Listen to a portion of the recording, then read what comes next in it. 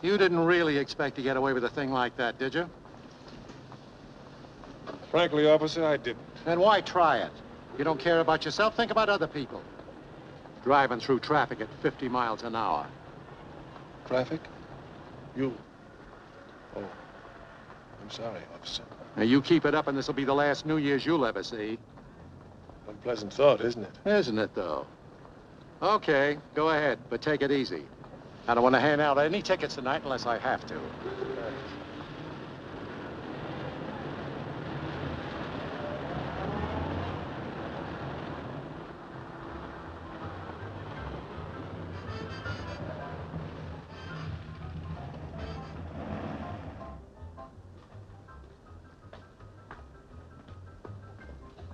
Well, Mr. McAllister, a letter for you, and a Happy New Year. Happy New Year, Mr. McAllister.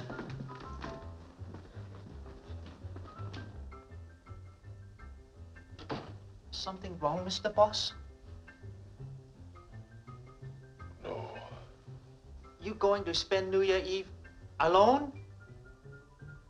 Yeah. You want Chang to stay. Maybe mix drink. Keep you company. No, just close the door from the outside. Chang do something wrong? You wish him unhappy New Year? All right. Happy New Year, Chang. Good night. No hurry. It's all right. Chinese New Year not for a long time yet.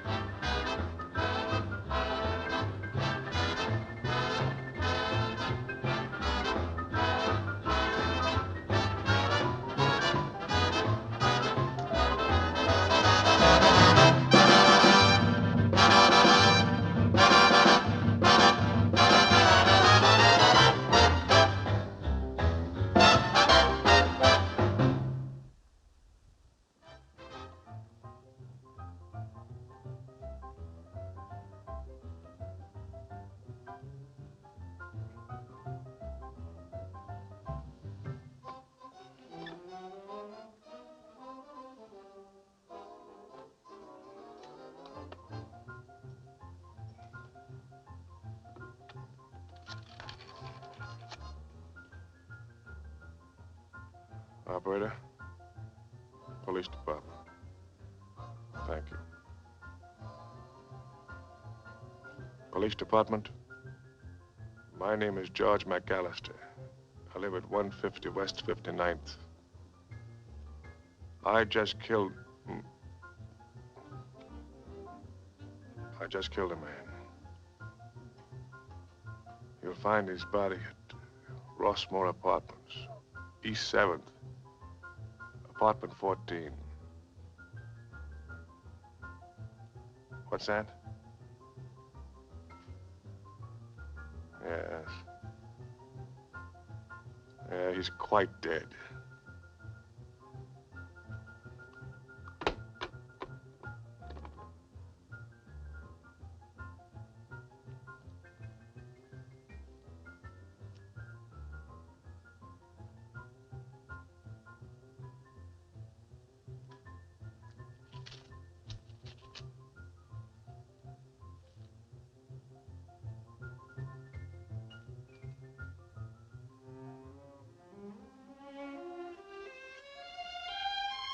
My dear George, I should have known sooner that the hatred you bore your half-brother must one day bring you to this point. Crime and passion are a bad mixture at best, George. And when the passion is hate, nothing but evil and violence can result. It was shortly after Dr. Mitchell had pronounced his death sentence on your brother Barry, given him only a little more time to live. A few months at the most, he said.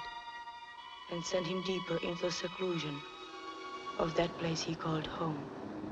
And deeper into the dark mood that seemed to find comfort only in that unhappy organ music of his.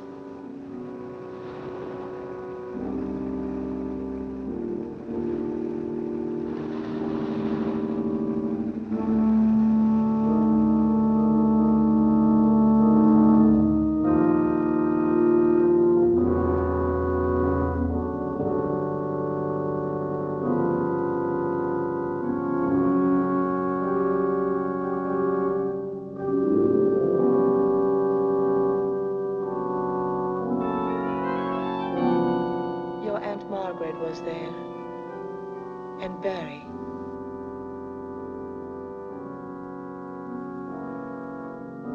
And I, Carlotta Duval.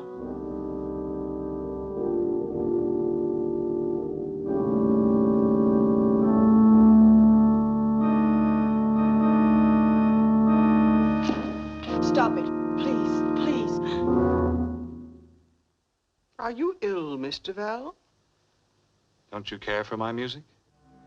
It's your bedtime, that's all. Why, it's just 8:30. 8:30? Yes, it's 8:30 outside. But not here. In this house, it's midnight all the time. Aren't you being a little dramatic, Miss Duval? Perhaps I am. Sorry. Barry's music relaxes him. Relaxes him? It's killing him. Miss Duval. Barry, my poor boy. So it is my music.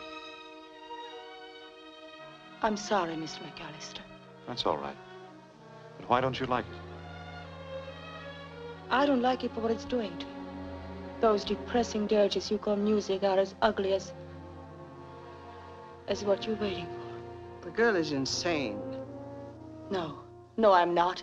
But I will be if I stay here any longer. Just a moment, Mr. Duval.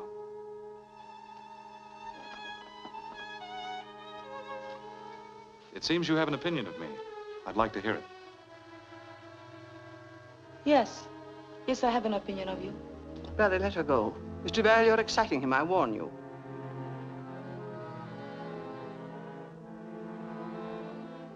His pulse is very firm. And it'll take more than my opinion to get through that blanket of self-pity you've thrown around yourself. Self-pity? Isn't a dying man entitled even to that? A dying man? To be a dying man, you must first be a living man. You're not living. You have already abandoned life. I'm going to call Dr. Mitchell. I'll save you the trouble. I'll call Dr. Mitchell and ask him to send another nurse tonight.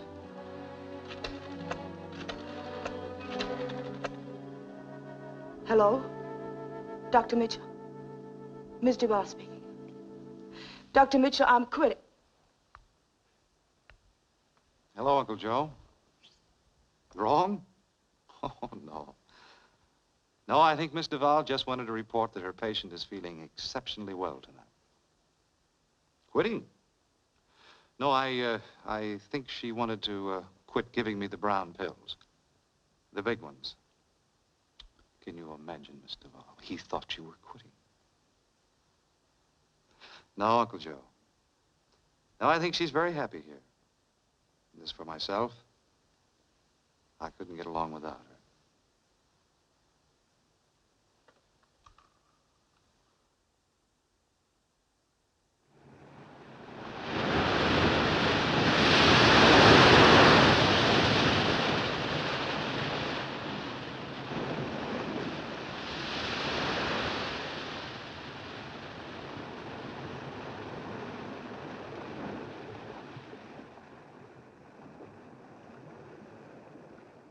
She's very happy here. As for myself, I couldn't get along without her. I couldn't get along without her.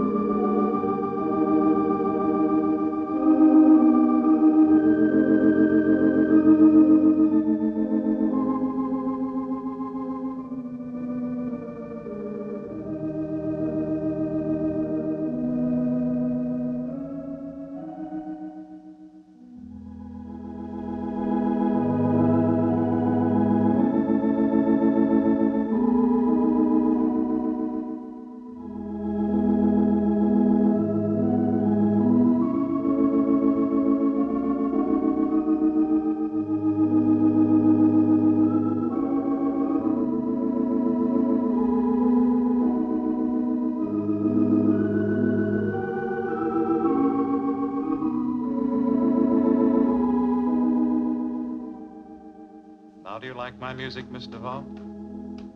It's wonderful. But why aren't you in bed? I couldn't sleep. Then I did upset you. Yes. Yes, you did. I was thinking about you. There's one thing I didn't think about you, though. Of course, I didn't know it then. It was how lovely you would look coming down a staircase, wearing just that. But, Mr. McAllister, you're not supposed to. Not supposed to think about fair ladies and romance, Miss Duval? That's exactly what I was thinking about.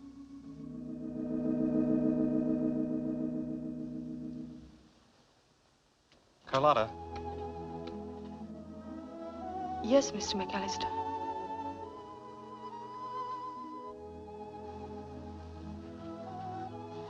I know I haven't much to offer you except companionship, money, love. It's not much to trade for the happiness I know that you can give me during whatever time is left. Carlotta. Yes. Will you marry me? You poor, poor man. Now you'll never know I would have married you if you hadn't a pen at your name.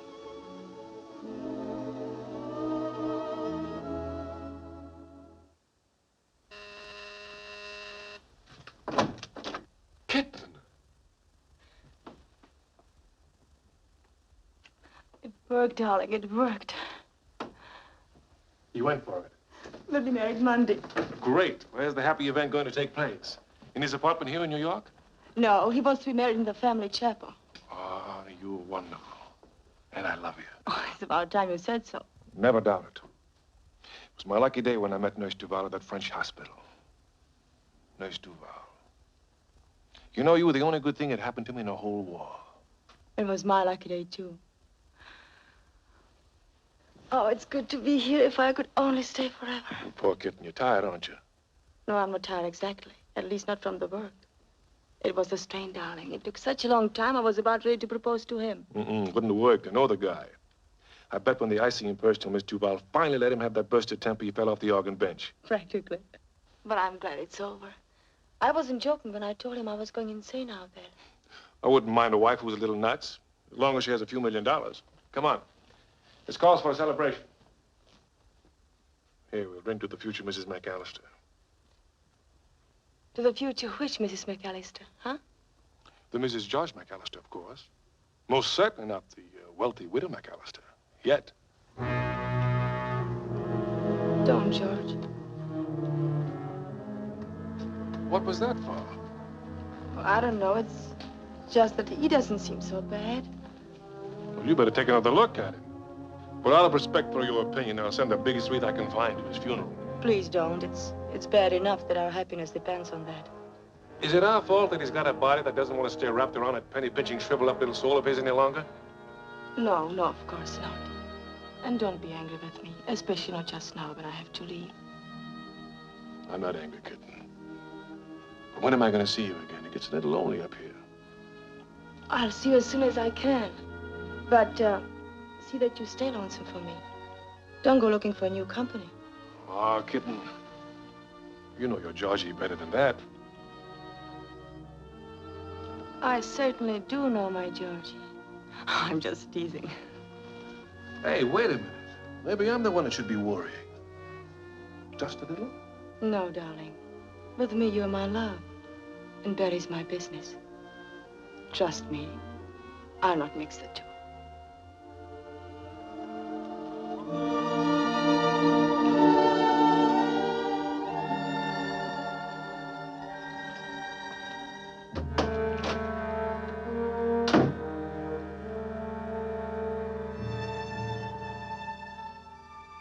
Only dazedly do I recall the next few days.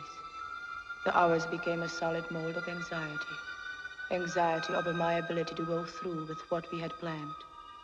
Over the normal details attending marriage to a McAllister. And then it was Monday, the day of the wedding. And I stood before a mirror dressed as I had once hoped to be dressed for another wedding. All right? Just as pretty as a picture. There ain't no other word for it. Just as pretty as a picture. Oh, I'm glad. Now you'd better go and help Miss McAllister. Yes'm, I sure will. I'll do just that. Something old, something new, something borrowed, something blue, something borrowed. I forgot. Something borrowed? You startled me.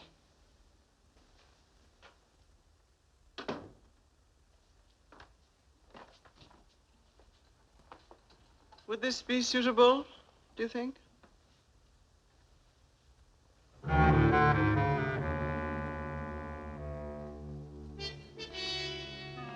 It's quite horrible. Some might think it rather symbolic. I'm tired of your insinuations, Miss McAllister. If you have anything to say, then say it and be done with it. I have only one thing to say, Miss Duval. Don't marry my nephew. Your motives are obvious. I must ask you to leave my room. I have no desire to remain longer.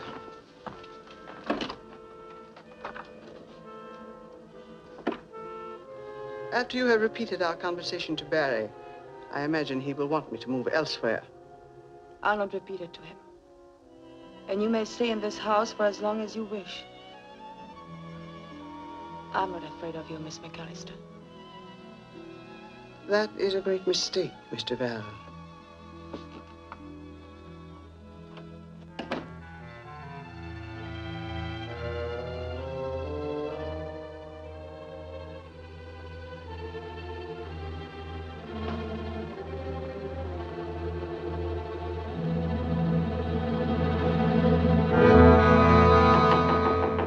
Come in.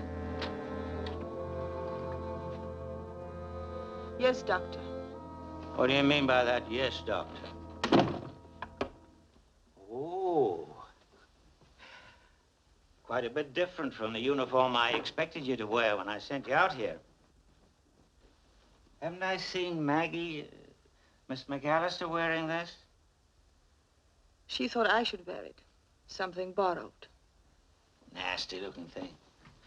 Well, Miss Duval, I expect you know I didn't come up here to inspect the bride's wedding gown. I know why you came up here, Dr. Mitchell. Miss McAllister left no doubt in my mind that my marriage to Barry isn't meeting with general approval. So? I'll have to give you the same answer I gave her. Nothing is going to stop this wedding. You don't have to be antagonistic toward me, Carlotta. I didn't come here to tell you not to marry him. I just wanted to tell you something about this man you're getting. You see, I've watched him grow up in this world. And now I'm faced with the unhappy task of supervising his departure from it. No one can know how I feel about the job. Thanks, George. It's nice of you to help. And I thought it was nice of you to ask me to your wedding. Oh, but I really wanted you here. See, I figured that you saw the happy, eager look on my face, contentment in my eyes, might encourage even you to settle down. Abandoned hope, my dear brother. I consider marriage settling up, not down. Payment in full for all the fun you've had. Oh, then you don't approve of my getting married. Oh, now, wait a minute. Certainly I approve. I just hate to think of your widow. Practically a stranger getting all that beautiful money. Now, look, why don't you be a good guy and put me back in your will? Oh, no. No, I wouldn't think of it, George. Spoil our lovely relationship. You see, you're the only relative I have who isn't waiting for me to join our ancestors. Probably because you have nothing to gain by it. Yeah, that's possible. But I certainly would like to be mentioned. Oh, you're mentioned. You get $1. $1? You could at least make it 2. Cab fare to the funeral. You're making a mess out of that tie. Let me fix it. This girl you're marrying, she's after your money, of course. She's going to get it, whether she's after it or not. If you think that's what she's marrying me for, you don't know her. That's right. But I've known a lot of women in my life. They're all alike. This girl's different, I tell you. Her smile when she gives it is an instant of complete happiness. The touch of her hands is a lifetime of pleasure. Make her my wife will be the achievement of all the beautiful dreams I've ever known. Oh, no. Ever felt that way about a woman, huh? No. And in all apologies for your flowery description, there is no such woman. No? No.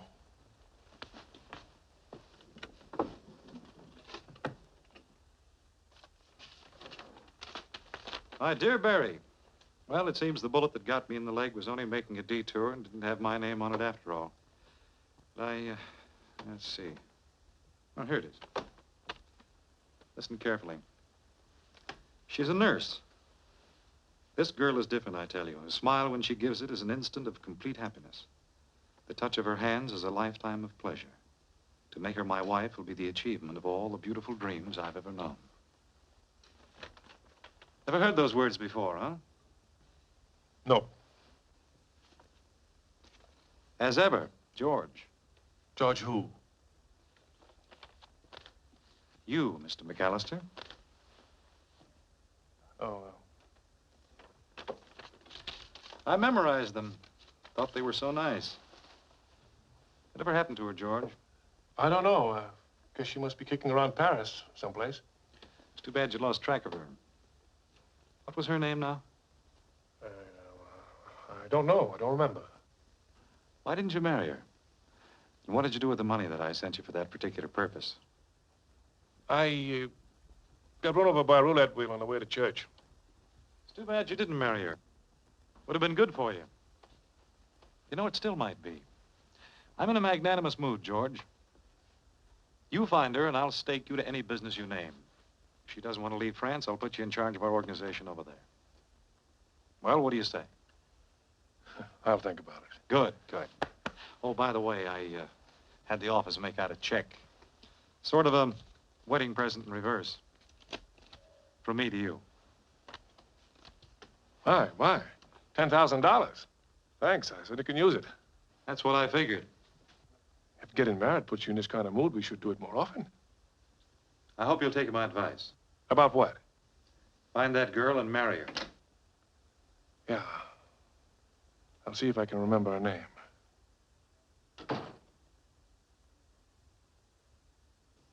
Dearly beloved, we are gathered together here in the sight of God and in the face of this company to join together this man and this woman in holy matrimony, which is an honorable estate instituted of God, signifying unto us the mystical union that is betwixt Christ and his church, which holy estate Christ adorned and beautified with his presence and first miracle that he wrought in Cana of Galilee, and is commended of St. Paul to be honorable among all men, and therefore is not by any to be entered into unadvisedly or lightly, but reverently, discreetly, advisedly, soberly, and in fear of God.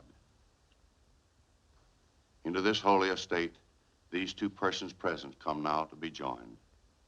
If any man can show just cause why they may not lawfully be joined together, let him now speak, or else hereafter forever hold his peace.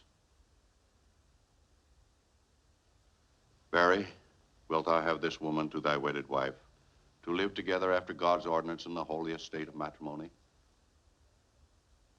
Wilt thou love her, comfort her, honor and keep her in sickness and in health, and forsaking all others, keep thee only unto her, so long as ye both shall live? I will.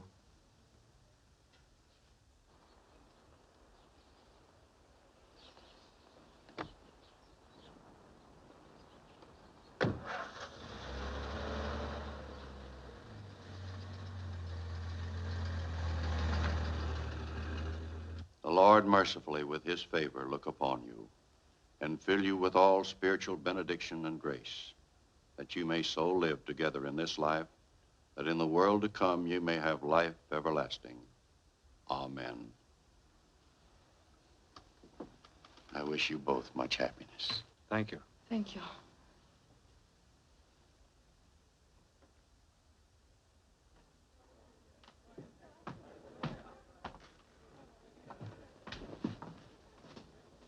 Sorry. Me too. Good evening, Mr. McAllister. Any messages? No, sir, except your bill. I have it right here.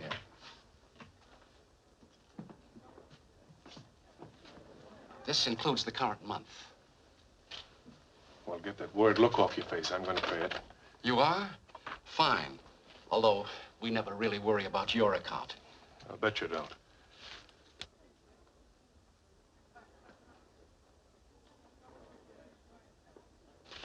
Who's the guy over there? I don't know.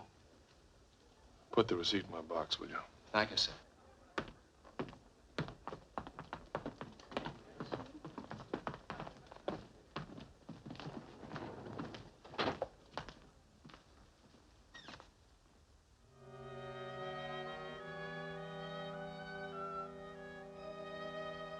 With me, darling, you're my love, and Barry's my business. Trust me, dear.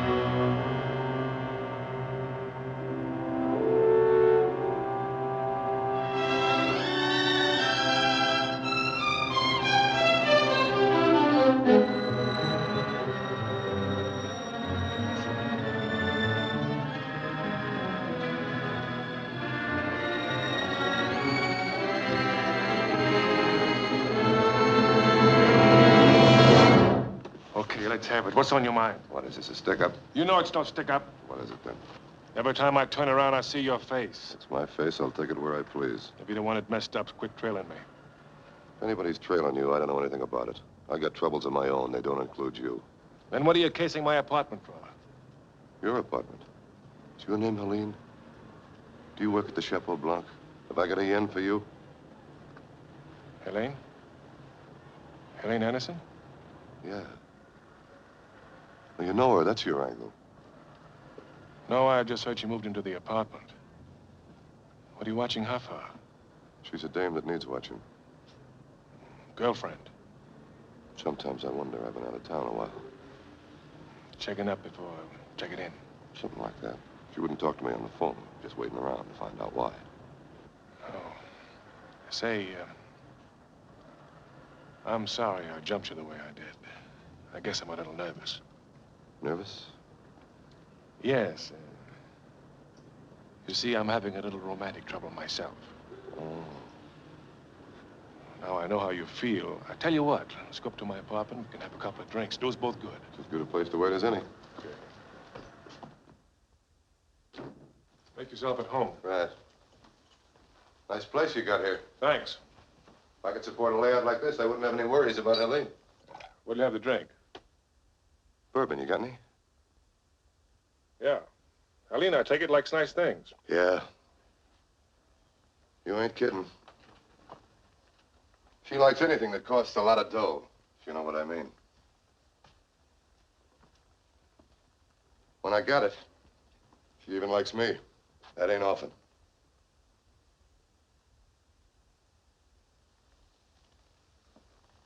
I don't know what kind of trouble you're having with that dame of yours. Bet she ain't two-timing you. What makes you so sure? Her face. This dame's got class. That's not the girl. That's not the one, huh? No. That's not the dame I saw coming in here a couple of days ago? And once before that? No. I haven't seen that girl since I left Paris. Oh. For all I know, she's still there. French dame, huh? Yes, that's right. That autograph. thing she wrote on the picture. It's in English. Well, what about it? A lot of people in France write English. What are you so jumpy about, pal? I'm not jumpy. Oh. What's keeping you from your torch? Oh. Married, huh? Yes, that's right. She's married.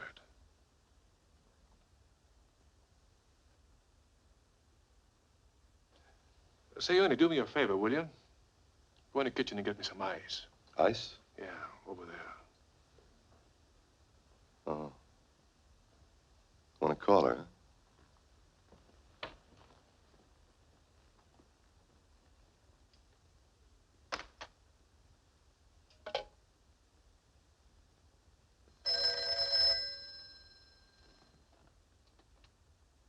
Hello?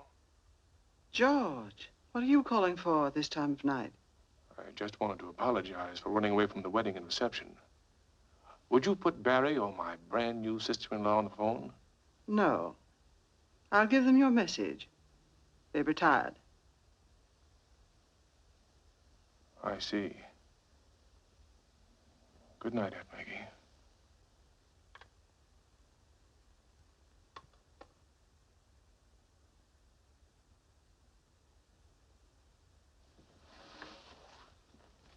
That's the trouble with having a girlfriend who's married. If a man answers, you gotta hang up. Tell you what, Ernie. What? Let's go see Helene. Helene? Yes, Miss Anderson. You said her name was Helene, didn't you? Why should you want to go see her? You said you didn't know her. Well, I just feel like going someplace. I feel as though I owe you a little entertainment. Oh. Come on, take you both to dinner. She's working, singing. All right. We'll go there and wait till she's through. Between the two of us, we can convince her that Ernie Hicks is a man of importance. Oh.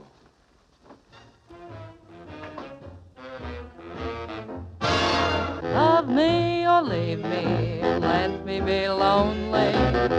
You won't believe me, and I love you only. I'd rather be lonely than happy with somebody else. You might find the nighttime the right time for kissing, but it's my time for just reminiscing, regretting instead of forgetting with somebody else. There'll be no one unless that someone is you. I intend to be independently blue. I want your love, but I don't want to borrow. To have today and to give back tomorrow. My love is your love. There's no love for nobody else. Nighttime is my time, 'cause nighttime is the right time. My love is your love. There's no love for nobody else.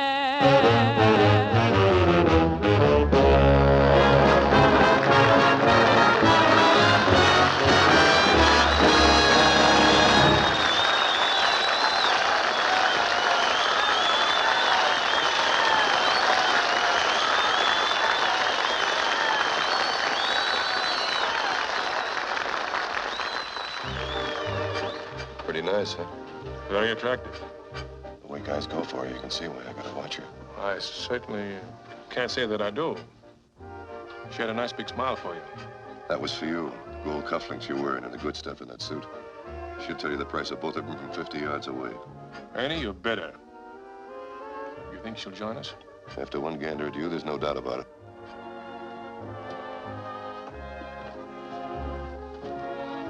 Hello, Ernie. Gee, I'm glad to see you. I sure missed you. Oh, excuse me, Miss Anderson, I want you to meet my friend, Mr. McAllister. How do you do? How do you do? Sit down, won't you? I sure missed you, kid. You said that already. Why wouldn't you see me when I came back to town? I told you over the phone I've been too busy with rehearsals. I've heard it said about great singers, Miss Anderson, that when rehearsals come in the door, romance flies out of the window. Or was it vice versa? Yes, I guess it was vice versa. I guess. Anyway, it's nice to have you join us. Will you have dinner with us? Sure, I'd love to. Oh, swell. This time the dinner's on him. Next time it's on me. Fine. After tonight, I was going on a diet anyway. Say, where did he pick you up? I didn't pick him up. He picked me up. That's right. We're going to have a lot of fun together. We've got a lot in common, Mr. McAllister and I. What's he talking about? Oh, you're drunk and I'm hungry. I think we better let Mr. McAllister order. The menu's printed in French. He had a French girl in Paris. How nice. Oh, you better order some champagne. Goes good with French food.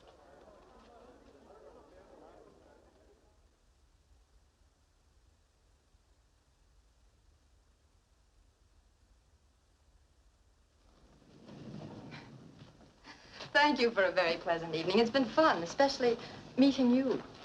My pleasure. Okay for a nightcap? No, thanks. Past my bedtime. I could use one. It's past my bedtime, too. Good night, Mr. McAllister. Good night. See you around, Ernie. Well, I'm going to walk up, Ernie. I'll take the elevator. Say, Ernie. Yeah? About that news item. You can understand why I said it was a different girl. Sure, sure. Well, now that she's married, it's all over, and, well, you know. It's all over? Naturally. Oh. And I'd appreciate it if you didn't mention seeing her come up here. To anybody. Consider it forgotten. Atta boy, Ernie, thanks. Here's something I think it might help you out with Helene. No. I wouldn't think of it. I'll be seeing you.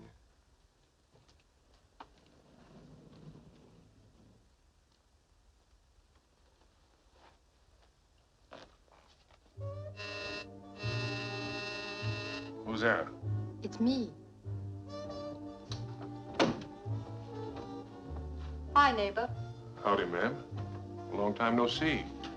Well, I decided I'd have that nightcap alone, but when I looked in my bar, no whiskey. So I just ran up to borrow a cup of bourbon from my neighbor. What are you looking for? Mice. Will you drink it here or take it with you? I think I'll drink it here.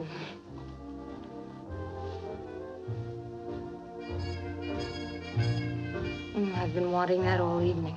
Couldn't wait any longer. Me too. Really?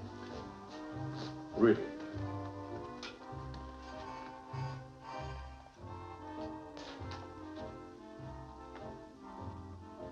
What are you looking for? My picture. Where have you got it? In the... No, it's not in the kitchen either. It's right there on the desk. I just left it there till I got a frame for it. I forgive you. It's a good thing it was in the drawer when Ernie was here. Why didn't you tell me you knew him? Ernie? Yes, Ernie. I forgot. Of course, you know he's slightly jealous. Oh, he gives me a pain. Say, how did you ever get mixed up with him? I know, felt sorry for him, I guess. He's nuts about you. Oh, he's nuts, period. But he's a troublemaker, and if you take my advice, you'll brush him fast. So? Why do you let him hang around? I won't, Georgie, if you don't want me to. I wouldn't take the responsibility. Just for that, I think I'll take this and drink it alone. Good idea, kitten. But I didn't mean it, George. I don't want to go. You need your beauty rest. Good night, kitten, and happy hangover.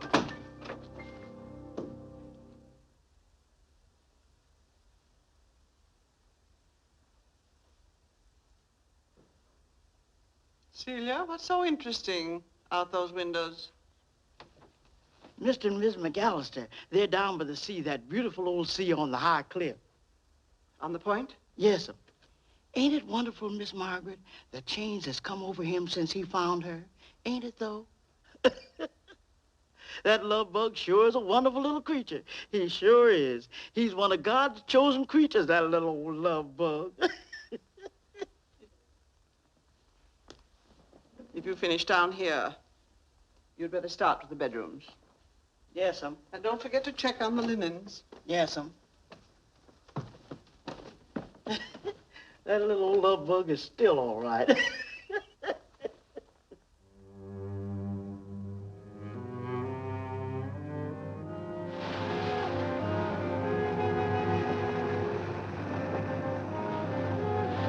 Barry, please, not so close. It frightens me. Don't worry, I'll be careful. Fall down there didn't kill me to climb back up wood. Then step back a little. You love this. The sea and the cliffs and the rocks, don't you? I do again, now that you're here. Say, by the way, you're not the fisherman's little girl that used to play over these rocks with me. No. Why? You have the same effect on me. Was she a blonde? I don't know. Her hair was always so full of seaweed. Yeah, we built beautiful, wonderful air castles, my little beachcomber and I. I was going to buy her the whole world, starting out with a marble palace and a golden yacht. But she was a realist. Decided she'd rather start with a bracelet. So I went without my lunch for a whole month and bought the bracelet.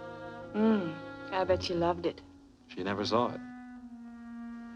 George showed up that summer, and I lost my little beachcomber. George stole your girl? Oh, sure. George always stole my girls. You know, by a peculiar coincidence, I just happened to have that bracelet with me.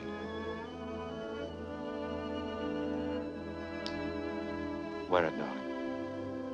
It's wonderful to regain something you've loved and lost as a child. You know what I mean? Yes. Yes, I do. How? Because of Henry. Oh, you had a little boyfriend, huh? No. French poodle. I hated the taxi cab that killed him.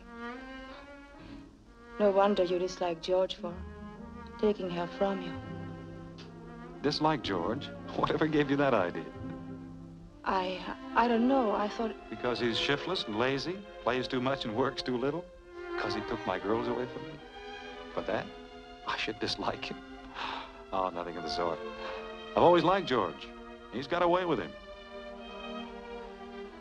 Oh, I've always tried to get him to settle down. Almost succeeded once. When was that? When he was overseas. Got a bullet in his leg. Fell head over heels in love with the nurse that took care of him. Wanted to marry her. At least that's what he wrote me. Of course, I'm always meddling in George's affairs. Even on our wedding day, I offered to set him up in any business he'd name if he'd find that girl and marry her. He wouldn't, I suppose. No. Same old George. Couldn't he remember her name? Oh, darling, you're getting cold. Here I am boring you with a family skeleton. Come on, I'll take you back to the house. Oh, Barry, I've been thinking about your New York apartment. I'd like to fix it up a bit in case we get to use it more often. Well, that would be all right, but... You'd rather I didn't? Oh, no, of course not. Go ahead and do it if you'd enjoy it. I'll have Hammer bring the car.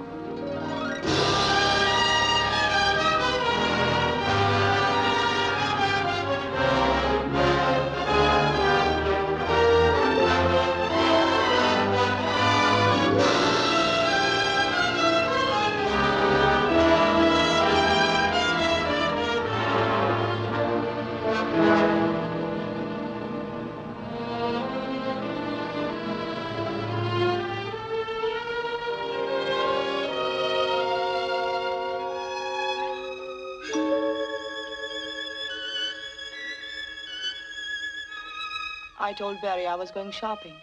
Hammer brought me in. He didn't bring you here. No, of course not. I had him let me off at Barry's apartment. Then I took a cab. Smart girl. Know how much I missed you? What's the matter? I don't know what's wrong with me. I'm upset. About what? You don't mean to tell me that my dear brother isn't feeling well, I hope. He's feeling all right.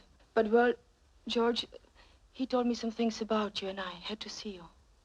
Oh, I know I'm being foolish. Tell me I'm being foolish, darling.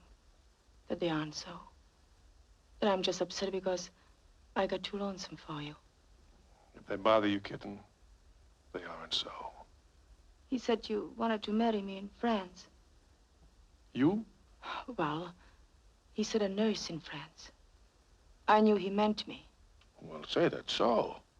If I hadn't been broke... But he sent you money. So what? Then he did send you money. Yeah, he sent a little. But why didn't we get married? What did you do with it? I don't know. Bought you some poses or something, I guess. Wasn't enough to think about. But if he didn't need much, just a little on each other would have been enough. Now, look, honey, you're making something out of nothing. You're letting him fill your head with a lot of doubts about me when you know he hates my guts. But he doesn't, George. He likes you. Look, honey, I've known him a lot longer than you have. He doesn't hate you, George. He doesn't. All right, kitten. All right. Anything you say. But you gotta let me run the show. Have I ever steered you wrong? No. No, of course not. Then you gotta trust me. Will you? I do, of course I do. It's just that it's more difficult than I thought it would be out there. I know. It isn't exactly easy in here either. But you mustn't doubt me. Forgive me, darling. I'm just confused. And I better be going. You want to go? But I've got to.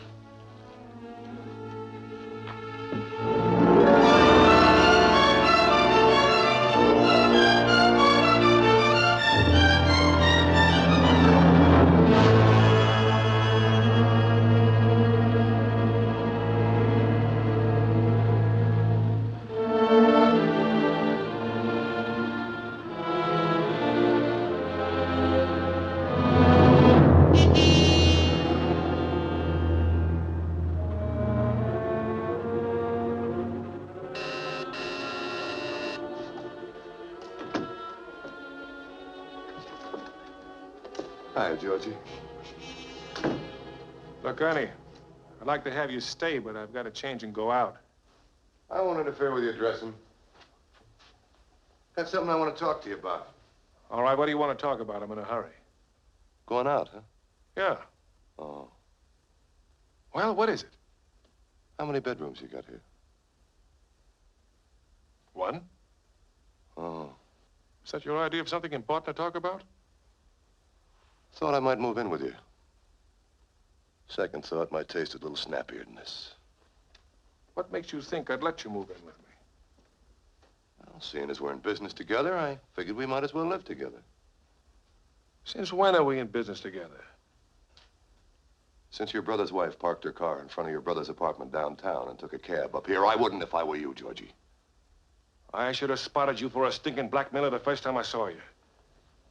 I wasn't a blackmailer then. You'd almost say it was your idea. What was being followed? That and Helene. Helene? She won't have anything to do with me. Seems she's got a yen for somebody else. I can't help you there. No? No. Oh. I think you can. When I got money, Helene feels different towards me. I don't get you. I offered you some money the other night. Why didn't you take it? Small money, Georgie. Small money. You know, the minute I laid eyes on you, I knew I was in business. Big business. That shocks you, doesn't it? You'd be amazed how talkative the servants are out at your brother's place. Why didn't you tell me you only had a couple of months to live?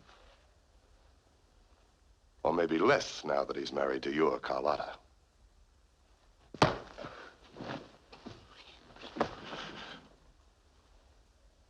I got too much money invested in you, Georgie. Pour me one, too.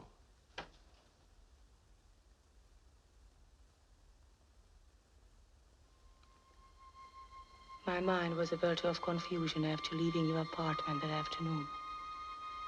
It was the first time I had ever really doubted you, George. But I doubted myself, too. And I was frightened as I approached the house.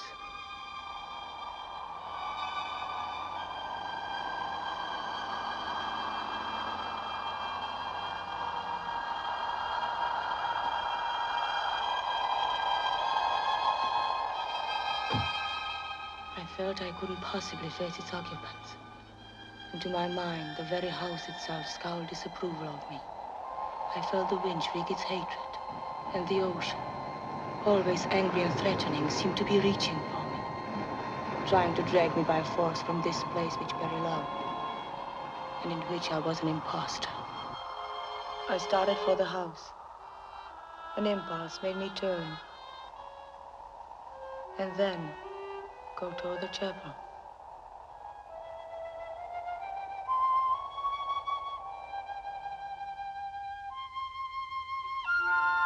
As I stood inside the door, I looked at the place where we were married, Barry and I. Then I seemed to hear bells.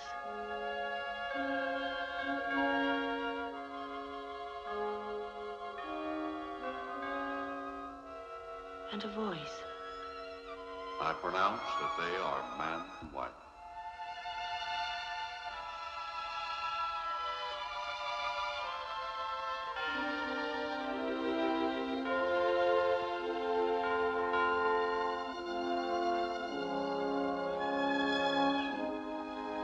I knelt there for a long time, but peace would not come to me. I am sure that if I prayed, my prayers were so confused, I wondered if even God could understand them. I was about to leave when there was an awful crash.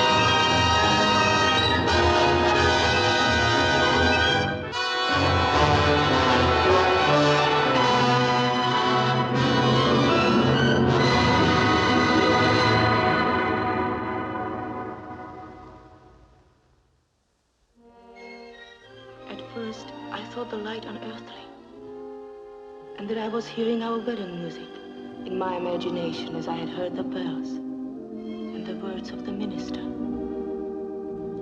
Then I realized the music I was hearing was coming from the house, but the sudden peace and clarity in my mind were not imagined. You weren't in my thoughts, George, as I hurried from the chapel.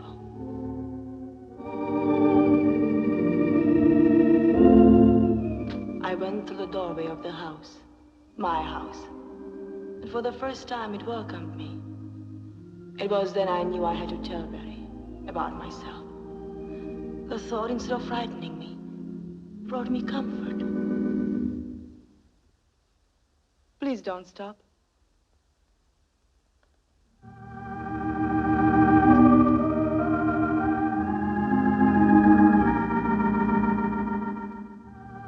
Say, do you know that the room lit up just now when you walked in? Tell me, what's the cause of this new radiance? Clear conscience. A wife with a clear conscience? I never heard of such a thing. It's the clear conscience I'm about to have. Barry, you really don't know much about this new wife of yours. Doesn't that ever bother you? No. Say, what is this, a confession? Yes. Well, that probably means I'll have to bear my lurid past. No dice. Please be serious, dear. Serious? About your past? Just some of it, Barry. There are some things you have a right to know. You may not like me quite as much or at all. But that's a chance I have to take. I don't think I could live with myself if I... Say, you are serious, aren't you? Yes. Carlotta, I know about you. You know what? All that I want to know. All that's important. You see, darling, every man has a picture of the woman he loves. Mine is a picture of a pretty little girl that grew into a lovely young woman. Put on this earth for the sole purpose of bringing happiness into the life of Barry McAllister. Humor me, Carl. Let me look at my picture. See what I see. But it's not exactly the truth. Of course it's not. You're such a good little girl, you want to tell me all about the time you held hands with a neighbor boy. Don't do it. I know it may sound funny to you, but, well, even that, just don't do it. That was Barry. I looked at him with new eyes then and in the days that followed. I even looked at him for all the things you had found hateful, George. And I looked in vain. They weren't there. All I could find was kindness, gentleness, and appreciation for the little I gave.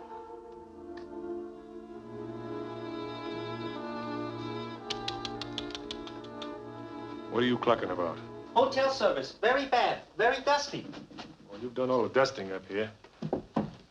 Finish it up and get out, will you? Yes, sir, all finished. Wait a minute. Chang, Yes, sir?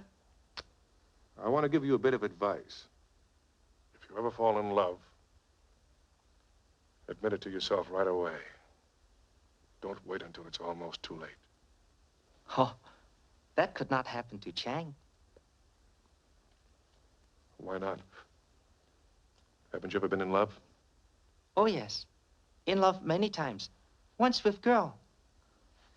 Hurt too much.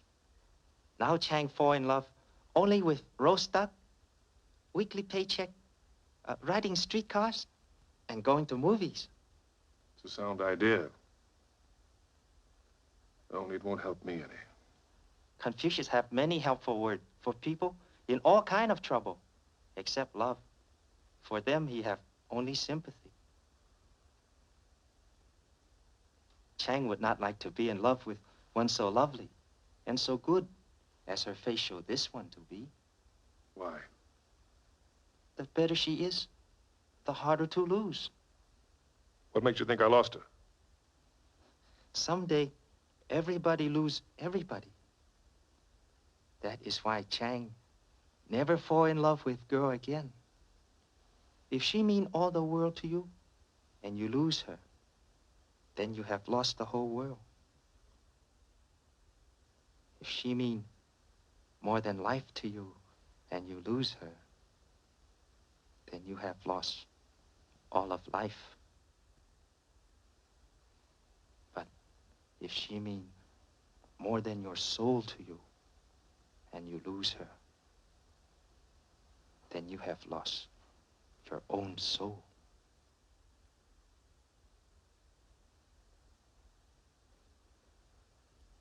Confucius say that?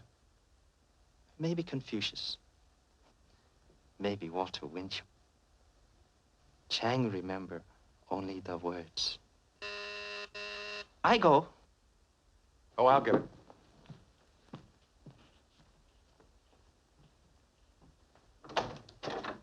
Hi, neighbor. Hello, Helene.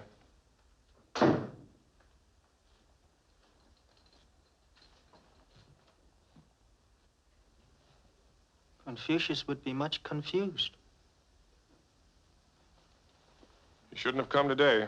I'm in a stinking mood. Good. I'll get stinking with you. I don't mean drunk. Oh. I just don't feel like entertaining anybody. Well, then I'll entertain you. Come on. Tell the neighbor lady what my big baby's sulking about. I'm not sulking. I just feel like being alone. Can't you understand that? Ooh, you really are in a nasty mood. But I don't mind.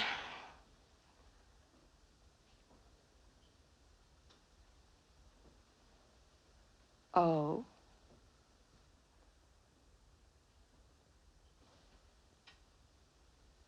So this is the reason my picture stays in the desk drawer, hmm? Don't be silly. That's only a girl I knew a long time ago. Don't you be silly. I read the social columns as well as the funnies, dear. This picture isn't as good as the one in the papers when she married your brother. All right.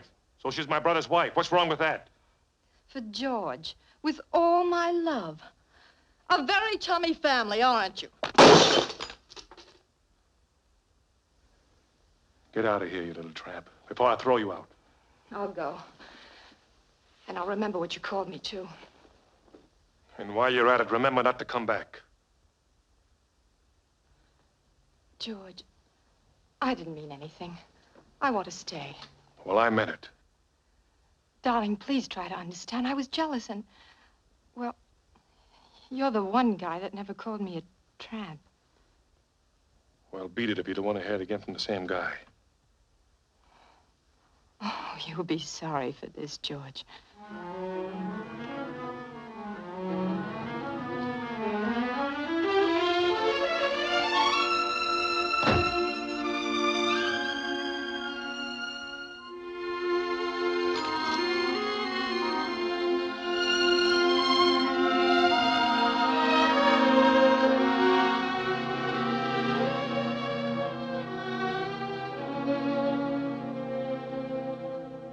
Do you wish to see me? Yes. Elaine Anderson's the name. I don't believe we've met before. No, we haven't.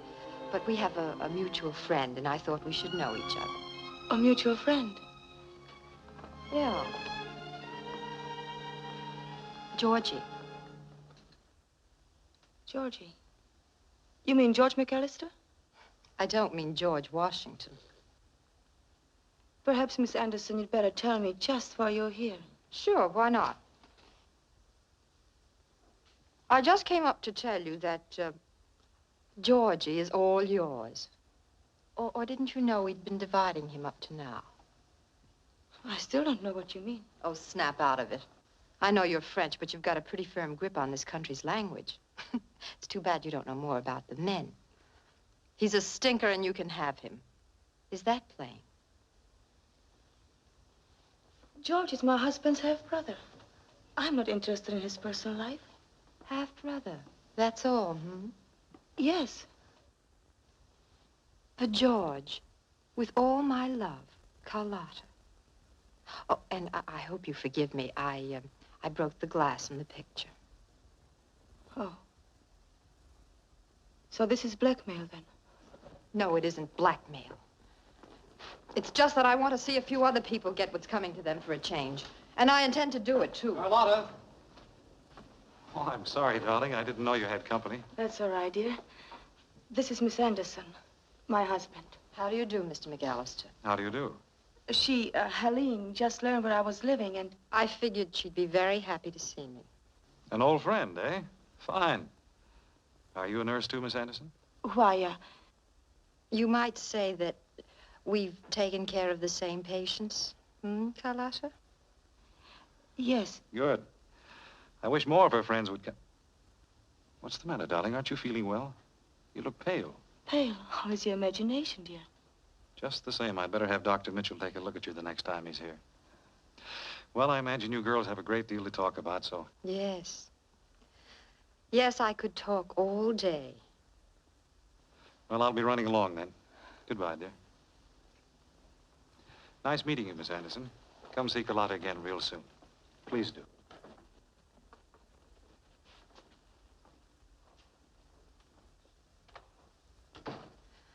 Well, I guess I'll be running along, too. Miss Anderson. Yes?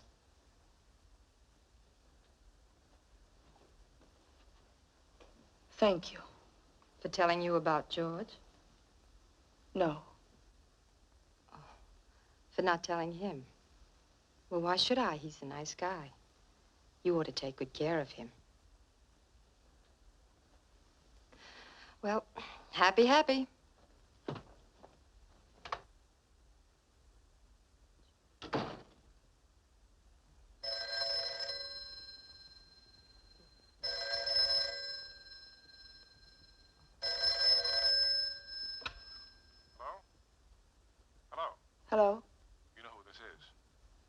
Yes. Just a minute.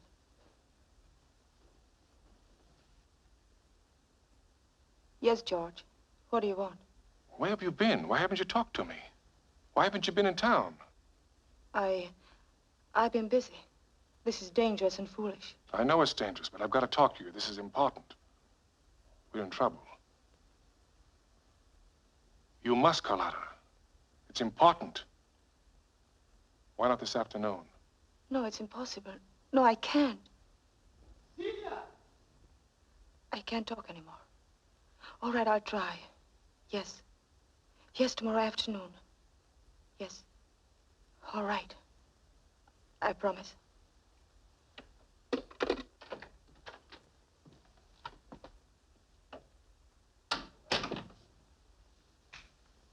You didn't ask her for the dough. Over the phone? Don't be stupid. Suppose she can't get the money. Or won't. She can and she will for you. Especially when she knows how important it is. Why do you have to have it now? Why can't you wait? It's Helene. All of a sudden, she's changed. She came back to me. Do you understand that? I told her I was coming into some dough. An inheritance, I said it was. She agreed to marry me right away, tomorrow. Then we'd take off on our honeymoon. You better get me that dough, George. Fast. I'll see what I can do. I can't promise anything. Oh? Maybe I better contact her direct. Wait. I'll get it.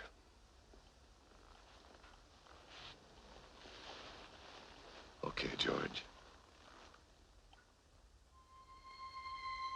Your call upset me. But I was certain your plea of trouble was simply an excuse to see me. I had no intention of keeping my promise to visit your apartment the next day, Christmas Day. I was determined not to see you again. I never wanted to. Come in. How pretty you look. Merry Christmas, darling. It's not Christmas yet, silly. It is for you. I want to give you a present. But why don't you put it under the tree? I can't wrap packages, especially this one. Henry.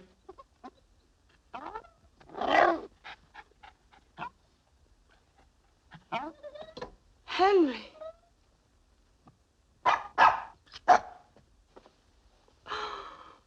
Barry, you remembered.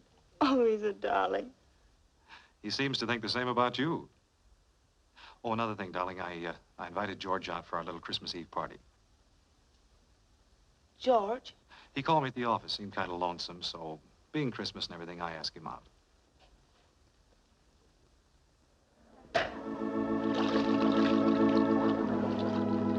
Merry Xmas. And that's a fact.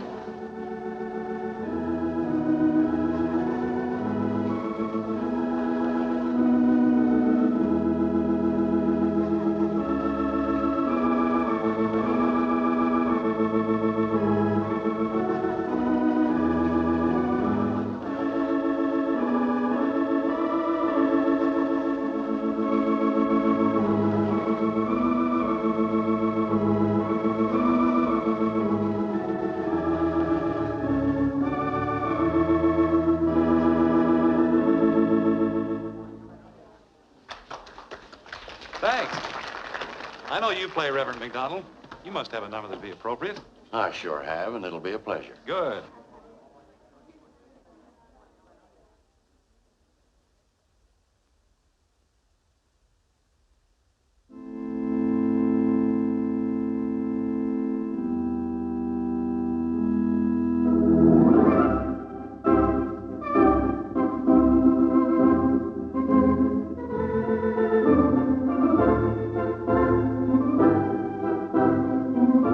You were about to ask your wife to dance, I presume. I was? I was. Excuse me.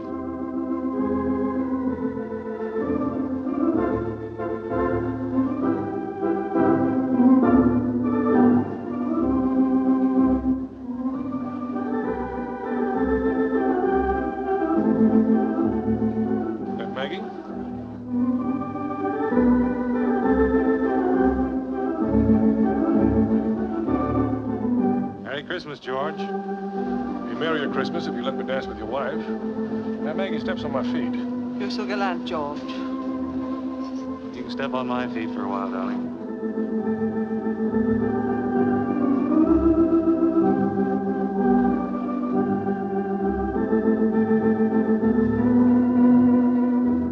You've been avoiding me all evening. I couldn't help it.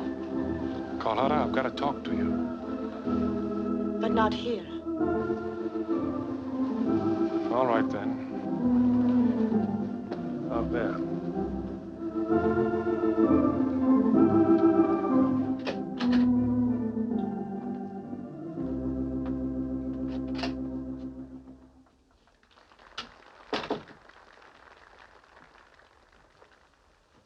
No, don't, please. No one can see us here. You said you wanted to talk to me. There was trouble. What kind of trouble? We're being blackmailed. Blackmailed? By whom? Oh, by a guy by the name of Ernie Hicks. You wouldn't know him. He saw you coming to my apartment a couple of times. Started checking. Checking? When? A long time ago. I thought I could handle it. I didn't want to worry you. I knew it'd be harder for you to stay out here if you thought someone was watching us. Then why tell me now? Because we're whipped, Carlotta. Can't you see, when that blackmailer learned our plan, we no longer had a plan? Oh, I've lost the money that I know.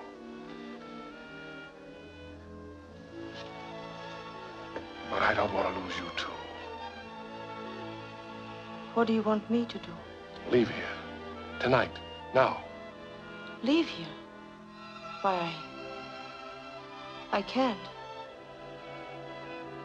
Why can't you? Are you trying to tell me you love Barry? Don't you want to come back? To me? He's wonderful to me. I won't hurt him. Maybe you won't, but I might. You're mine. You belong to me. And you're going to come back to me, no matter what it takes. You understand?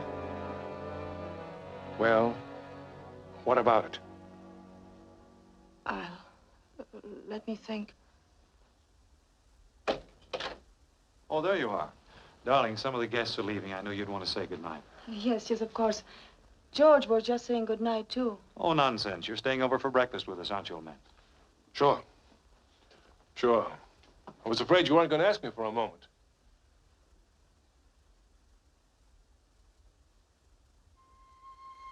I couldn't think of going to sleep. I knew the thoughts that were going through your head. And I was afraid of what you might do to Barry. The last vestige of my regard for you died when you told me of the blackmailer. For you were the only blackmailer, George. You were trying to blackmail me into returning to you. Your words kept hammering in my head. Maybe you won't, but I might. You're mine. You belong to me. And you're going to come back to me, no matter what it takes. You understand?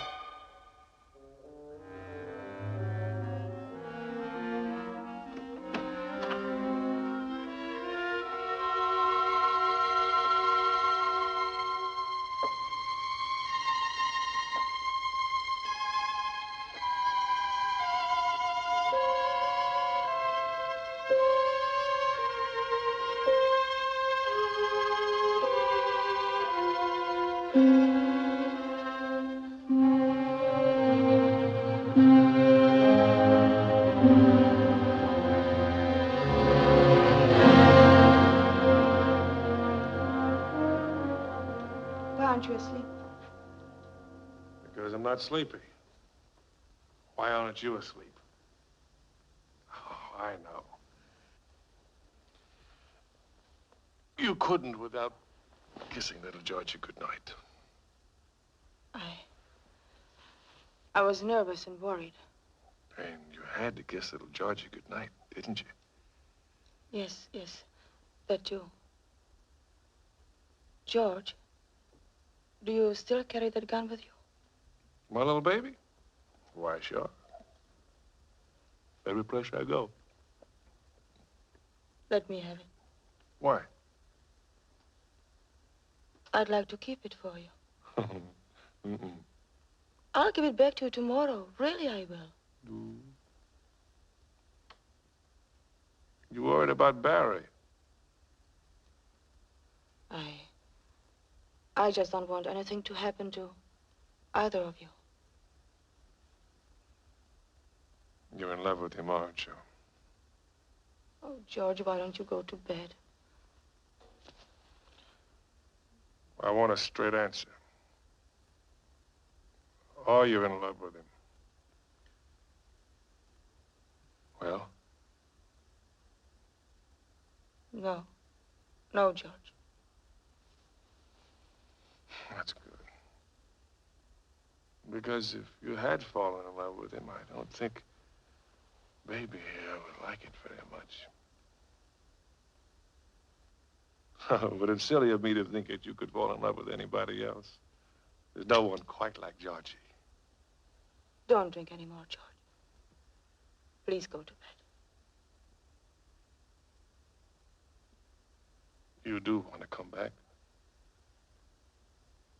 don't you?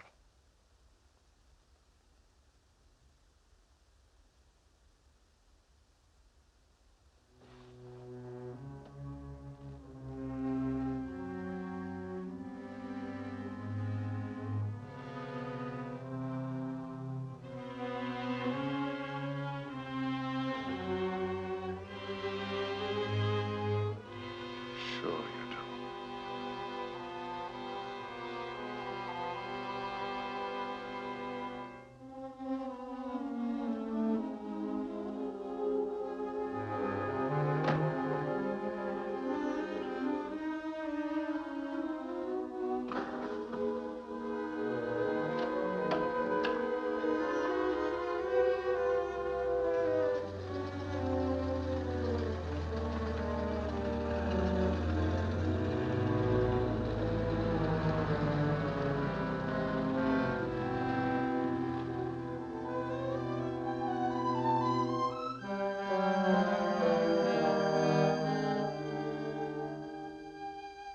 The next morning, my decision had been made. I suddenly realized that you would kill him before you would give me up. But I was returning to you without my heart and soul. I waited until Barry left and then wrote him a short note. I couldn't tell him very much. Certainly not the truth. Not after he had said, You're such a good little girl, you probably want to tell me about the time you held hands with a neighbor boy. But don't do it. Oh, I know it may sound funny to you, but, well, even that, just don't do it. and so I blamed my own weakness as a person unable to find happiness and asked him to forgive me for running away. For he is such a good man, Father.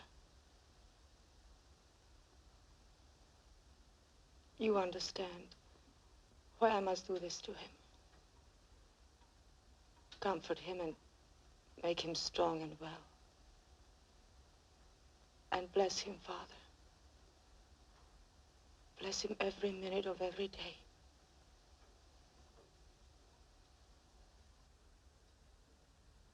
And, dear Father,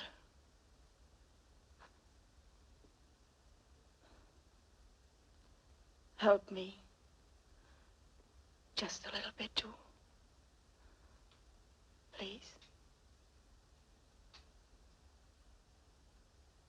Please.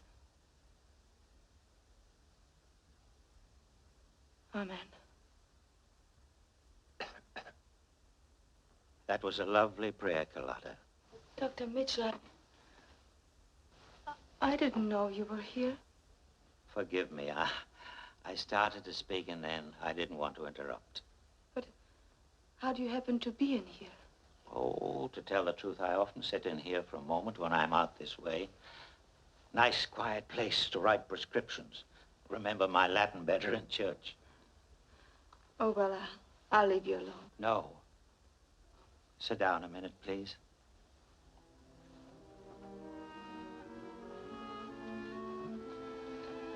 I was going to the house. I wanted to talk to you about Barry. He isn't worse. No. You must have prayed for him many times before, Carlotta, because he's much better. Much better. I'm so glad, Dr. Mitchell. Are you? Of course I am. Well, that's funny. Because when you were praying up there a minute ago, I almost got the impression you were leaving him, going away. Why, Carlotta? I thought you were happy here. I thought you meant this marriage. There are reasons, Dr. Mitchell. You don't know. I can't tell you. I know you've done wonders for your husband. What else don't I know? Dr. Mitchell, for many years, George and I know. I know about you and George. You do? Quite a while. A doctor has to know a bit about his favorite nurse. But why didn't you say anything before? Why? I considered it, yes. I was just about to speak up when I looked at Barry's face and I realized he had found the medicine he needed. And, well, I love Barry as my own son. Dr. Mitchell, I'm so confused. You see, I love him too. Then why are you going back to George? He's desperate. I'm afraid of what he might do to Barry. Did he threaten you? Yes. Yeah, he'd carry it out, too. Well, that leaves just one thing for you to do. What? Uncle Joe's going to recommend a sea voyage for his patient with his wife. Take him away, Carlotta, for 6 months, a year, 10 years if he's having fun. The Queen Elizabeth sails New Year's Eve. Be on it. With Barry? Is he well enough? For his honeymoon? Under your care, it looks as though he'll outlive the lot of us. Thank you. Thank you, Uncle Joe.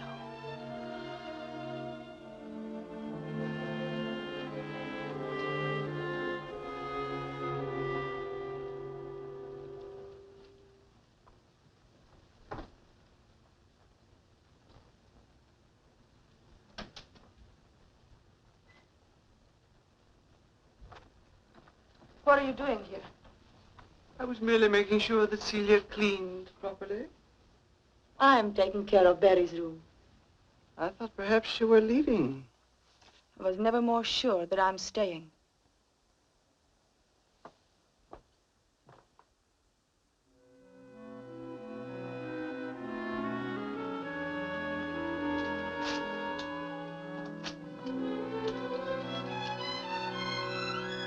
Not until it was burning did my happiness return. And even then, it was happiness overshadowed by foreboding. There was reason for foreboding. Barry told me later that you wanted to see him in his New York apartment before we sailed, and that he had agreed to meet you, alone. Then I knew I must write this letter. I'm pleading for my husband's life and our happiness, George. But even as I write, I seem to know it will do no good. There's a great fear in me of what will happen when you and Barry meet. I beg of you, have mercy, George. Late, kitten. A little late.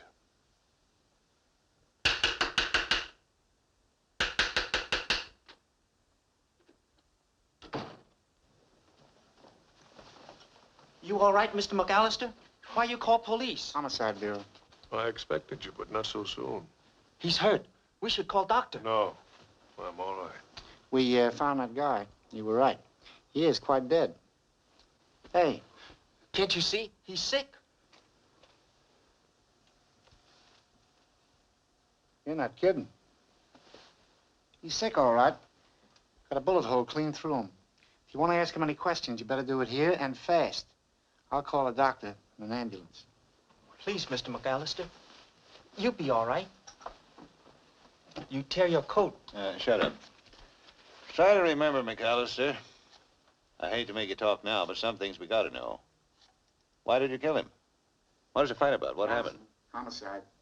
Send a doctor on an ambulance over to 150 West 59th. Yeah, and don't spare the horses. Try to think, McAllister. What happened?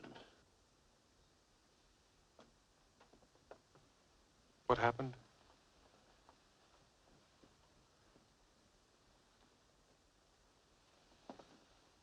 I tore my coat.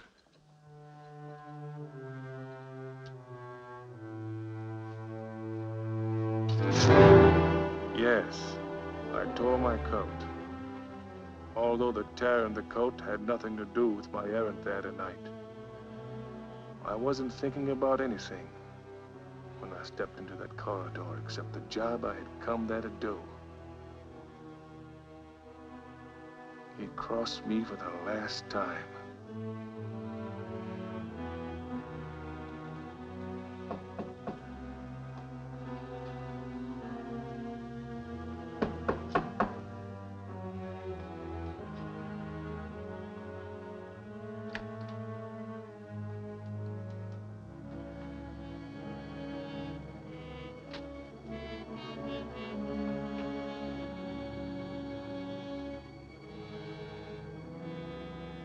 Nice layout. I got it for Helene. You're giving me the dough to pay for it. Money? I didn't bring any.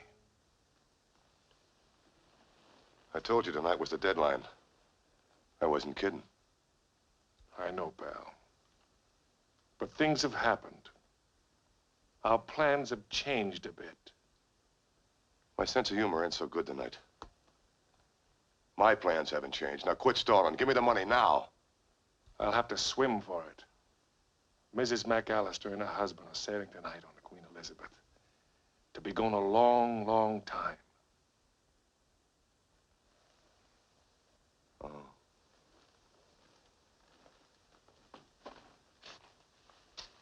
Where are you going? To the docks. To wish him bon voyage.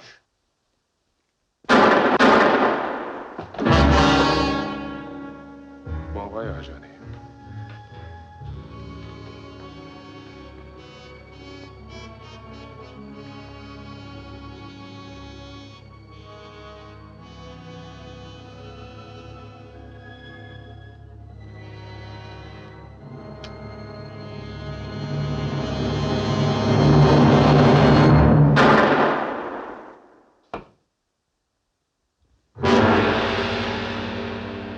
Mr. McAllister. Mr. Boss. Please. Yeah, snap out of it. I got a couple of more questions.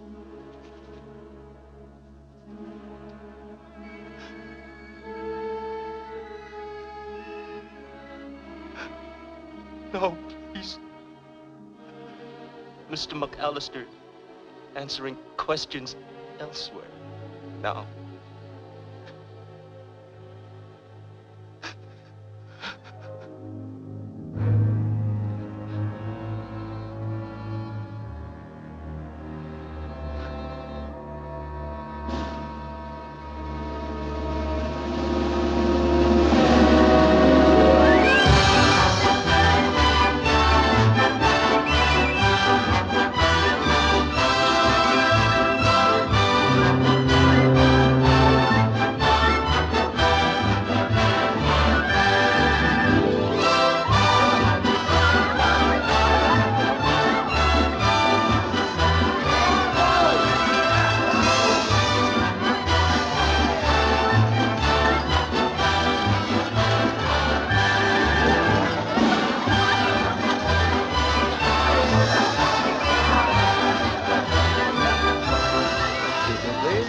Mr. and Mrs. McAllister?